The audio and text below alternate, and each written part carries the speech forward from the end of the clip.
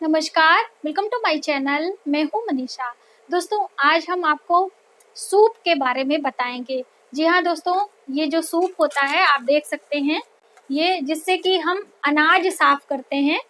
तो इस सूप के बारे में बहुत सारी महत्वपूर्ण बातें आज की वीडियो में हम आपके साथ शेयर करेंगे। और दोस्तों, कुछ घर गृहस्थी की चीजें होती हैं जिसमें माता लक्ष्मी का वास माना जाता है हिंदू सनातन धर्म के अनुसार। तो जैसे कि सबसे पहले तो जो हमारा मुख्य द्वार होता है वो हमारे लक्ष्मी के आगमन यानी कि मुख्य द्वार से माता लक्ष्मी आती हैं। तो इसीलिए कहा जाता है कि जो हमारा प्रवेश द्वार होता है उसे हमेशा साफ सुथरा और थोड़ा सा सजा के रखना चाहिए। ठीक है। दूसरी चीजें होती है हमारे घर की झाड़ू, जिसपे माता लक्ष्मी आके खड़ी होती हैं, विराजमान होती हैं। इसीलिए झाड़ू के रख रखाव पे बहुत ज्यादा ध्यान दिया जाता है। तीसरी चीज होती है हमारे रसोई में इस्तेमाल की जाने वाली सिलबट्टा, जिसपे हम लोग चटनी वगैरह बनाते थे। अभी तो सिलबट्टे का स्थान मिक्सी ने ले लिया है, लेकिन अभी भी बड़े बड़े तीज त्योहार पे सिलबट्टे का पूजन होता है और उसपे हम लोग ऐपन बनाते हैं। ठीक है। और किसी खास त्योहार पे आप चटनी वगैरह भी इस्तेमाल कर सकते हैं, क्योंकि ये सभी चीजें इस्तेमाल करने से माँ लक्ष्मी बहुत प्रसन्न होती हैं। और ऐसी मान्यता है कि पूर्णिमा तिथि पर माता लक्ष्मी सिलबट्टे में शयन करती हैं, और इस पे मैंने आपको एक वीडियो भी दी है। उसी प्रकार से ये जो सूप होता है, आप सभी के यहाँ क्या बोला जाता है, सूप बोला जाता है या सुपड़ा बोला जाता है, तो हमें नहीं पता है, लेकिन हमारे लोगों के यहाँ इसे सूप बोलते हैं। और ये दो प्रकार से होता है, जैसे कि एक ये सरई जो हम लोग करवा चौथ में इस्तेमाल करते हैं उससे बनाया गया है, और एक बांस का सूप होता है। तो यही दोनों सूप शुभ माना जाता है और माता लक्ष्मी का प्रतीक भी माना जाता है। और जो मार्केट में नए नए अभी प्लास्टिक के सूप आ गए हैं, लोहे के आ गए हैं, उसकी कोई मान्यता नहीं है। तो इसलिए इसी दोनों सूप के बारे में आज हम आपको कुछ विशेष बातें बताएंगे। और दूसरी महत्वपूर्ण बात होती है दोस्तों कि इसे जैसे कि बहुत सारे लोगों के यहाँ तो अभी होगा ही नहीं। बिल्कुल हम कह सकते हैं कि जितनी नई जनरेशन है उनके पास ये सभी चीजें नहीं होंगी। यदि आपके यहाँ नहीं है तो आप जरूर खरीद कर लाएं और समय समय पर इसे इस्तेमाल करें। इसको इस्तेमाल करने से आपके घर में शुभता आती है और माता लक्ष्मी प्रसन्न होती है, जिससे घर में धन धान्य की कभी कमी नहीं होती है।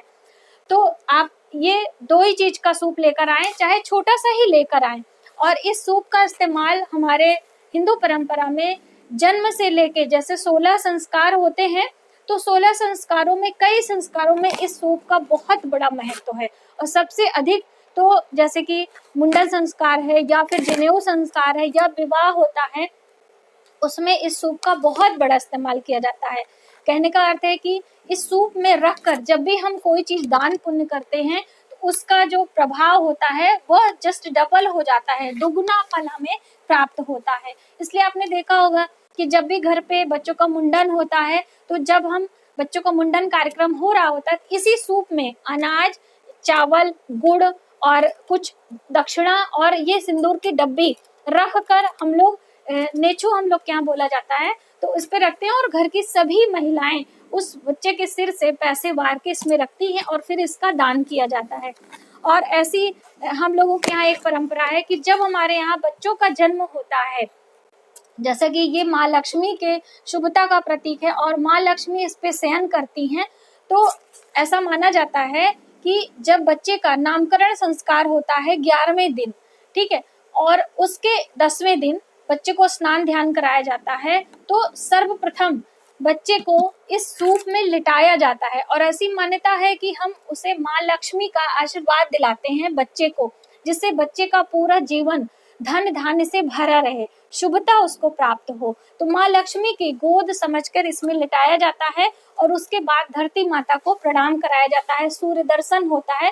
ये सभी कार्यक्रम हमारे यहाँ जब बच्चों का जन्म होता है तो 11वें दिन किया जाता है। तो ऐसी जो है परंपराएं हैं। और जब मुंडन संस्कार होता है तो भी सूप का बहुत बड़ा महत्व होता है। हमारी जो बेटियां होती हैं, जब उनकी विदाई होती है तो भी इस सूप में जो है लावा परछा जाता है। रात्रि में मंडप के टाइम में भाई लोग परसते हैं, और सुबह सवेरे जब उनका विवाह होता है तो इसमें हम गुड़, चावल वगैरह पैसा दक्षिणा रख के उन्हें इस तरह से दान देते हैं। तो इस तरह से बहुत सारी परंपराएं हैं दोस्तों। हम एक एक परंपराओं के बारे में आपको जरूर जानकारी देंगे, क्योंकि ये कहीं ना कहीं विलुप्त होती जा रही और इससे लोग मानते भी नहीं हैं। फैशन में, फोटो वगैरह के चक्कर में ये सभी चीजें कहीं ना कहीं कम होती जा रही हैं।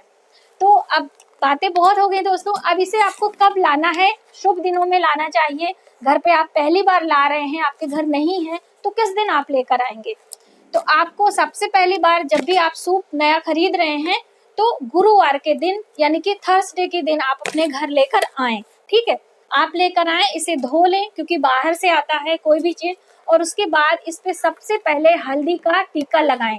आप इस पे स्वस्तिक का निशान बना सकते हैं और इस पे अक्षत पुष्प छिड़क कर इसे माँ लक्ष्मी का स्वरूप समझकर इसको प्रणाम करें और फिर उसके बाद इसका इस्तेमाल करें। इस्तेमाल करने के लिए शुक्रवार का दिन माँ लक्ष्मी का दिन माना जाता है, तो आप शुक्रवार के दिन इसका इस्तेमाल करें। ठीक है, और इस्तेमाल करने में आप सबसे पहले इसमें क्या साफ करेंगे, क्योंकि इसकी बहुत बड़ी मान्यता भी है। कबीरदास ने इस पे एक दोहा भी बनाया था कि सूप के जैसा होना चाहिए, कि हमें अच्छी अच्छी चीजें ग्रहण करनी चाहिए और फालतू चीजें हमें फेंक देनी चाहिए।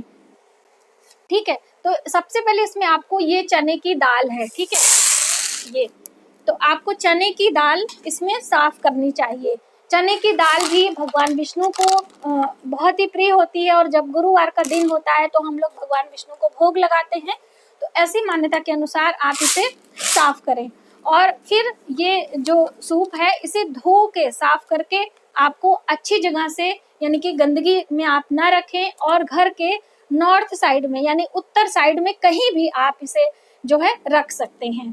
सूप का इस्तेमाल समय समय पर आपको करते रहना चाहिए। एक सूप का इस्तेमाल बहुत अच्छा होता है दोस्तों कि माता लक्ष्मी को आकर्षित करने के लिए जो है डिठवन एकादशी के दिन, हम लोगों के यहाँ डिठवन एकादशी के दिन होता है और बहुत सारे लोगों के यहाँ दीपावली के दिन रात्रि में लोग करते हैं। तो वो सुबह ब्रह्म मुहूर्त में किया जाता है, यानी कि करीब 3:30 पौने 4 बजे के बाद ब्रह्म मुहूर्त में हम लोग क्या करते हैं कि इस सूप को लेते हैं और एक जो है गन्ने की डंडी होती है, गन्ना भी माता लक्ष्मी का बहुत ही प्रिय होता है, तो गन्ने की डंडी से और ये सूप से एक ध्वनि करते हैं। ठीक है, पीछे इस तरह से, क्योंकि वो ध्वनि माँ लक्ष्मी को आकर्षित करने में बहुत सहायक होती है, तो इसीलिए उस ध्वनि को किया जाता है। और ऐसा कहा जाता है कि लक्ष्मी आए दरिद्रता जाए, लक्ष्मी आए दरिद्रता जाए, इस तरह से कहकर पूरे घर में घूमा जाता है और फिर उस सूप को बाहर यानी कि बाहर तक हम लोग दरिद्रता को भगाने के लिए जाते हैं और फिर आके घर पे स्नान ध्यान करके एक छोटा सा दीपक मुख्य द्वार पे लगाते हैं और एक छोटा दीपक तुलसी जी के बिरवा में लगाया जाता है सुबह ही सुबह, और एक छोटा दीपक अपने घर के मंदिर में जलाते हैं। ऐसा मान्यता है कि माँ लक्ष्मी प्रसन्न होती हैं। तो हमारे लोगों के यहाँ डिठवन एकादशी पे होता है और बहुत सारे लोगों ने बताया था कि दीपावली यानी कि कार्तिक माह की अमावस्या तिथि पर भी किया जाता है। तो दोनों ही दिन माँ लक्ष्मी का ही है, तो किसी भी दिन आप कर सकते हैं। ये एक प्रकार का टोटका भी है, तो आप इसे करके देखें, बहुत ही शुभता प्राप्त होती है। और ऐसा कहा जाता है कि जो घर की बड़ी बुजुर्ग महिलाएं होती हैं वही ये कार्य करती हैं। तो इस तरह से बहुत सारी परंपराएं, बहुत सारे चीजें हैं जो कि माता लक्ष्मी को आकर्षित करने में बहुत ही सहायक होती हैं। और एक बहुत ही महत्वपूर्ण बात है इसी सूप से जुड़ी हुई है, इस सूप को आपको किसी को देना नहीं चाहिए। जैसे बहुत सारे लोग मांगते हैं ना कि आप हमें दे दीजिए, तो मांगने पर कभी भी देना नहीं चाहिए। अपने परिवार में आप दे सकते हैं, जैसे आपके कुल के लोग हैं, क्योंकि शादी ब्याह में ऐसी बहुत सारी जो है रस्में होती हैं जिसमें सूप का इस्तेमाल किया जाता है और उसमें 5 सूप 7 सूप को एक साथ रख के और उस पे हल्दी कुमकुम लगाते हैं और फिर ये चावल वगैरह साफ करती हैं सुहागन स्त्रियां एक साथ ग्रुप में। तो ऐसे में अब इतना ज्यादा सूप तो किसी के पास होता नहीं, तो लोग अपने परिवार के अन्य अन्य लोगों से इकट्ठा कर लेते। तो परिवार के लोगों में देने में कोई बुराई नहीं है, आप किसी अन्य को नहीं दे सकते हैं। ठीक है, तो इस तरह से इस सूप को जब आप रखें तो इन छोटी छोटी बातों का ध्यान रखें और टूटा फूटा सूप आप कभी ना रखें। टूटे सूप को आप शनिवार के दिन घर से बाहर कर सकते हैं और नया सूप आप गुरुवार के दिन ला सकते हैं। तो इस तरह से आप जब भी सूप रखें तो इन छोटी छोटी बातों का जरूर ध्यान रखें और देखें कि माता लक्ष्मी की शुभता आप सभी के जीवन पर बनी रहेगी। तो दोस्तों आज की वीडियो में बस इतना ही। यदि हमारी जानकारी आपको थोड़ी सी भी हेल्पफुल लगे तो प्लीज हमारे वीडियो को लाइक करें, शेयर करें, सब्सक्राइब जरूर करें न्यू वीडियोस के लिए। और यदि इस तरह की कोई वीडियो और आपको चाहिए तो प्लीज हमें कमेंट करके जरूर बताइएगा। जय माता दी।